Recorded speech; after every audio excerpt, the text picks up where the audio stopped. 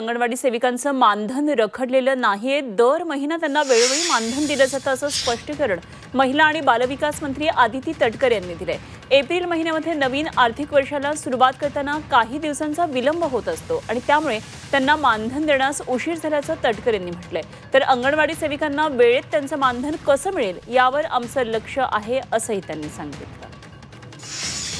की मानधन जे आहे ते काही रखडलेलं नाही। आम्ही वेळोवेळी त्या संदर्भातला आढावा घेत असतो आणि मानधन जे वेळेवर त्यांच्यापर्यंत उपलब्ध व्हावं या दृष्टिकोनातून विभाग आम्ही त्याच्यावर अतिशय बारकाईने लक्ष केंद्रित करून असतो। महिना टू महिना त्यांचं मानधन जे आहे हे त्यांच्यापर्यंत पोहोचलेलं आहे। एप्रिल महिना मार्च महिन्याचं बजेट सादरीकरण झाल्यानंतर साधारणपणे एप्रिल महिन्यामध्ये नवीन आर्थिक वर्षाला सुरुवात करत असताना एक 5-10 दिवसांचा विलंब होत असतो, पण हा रुटीन असतो, हा दरवर्षी होत असतो।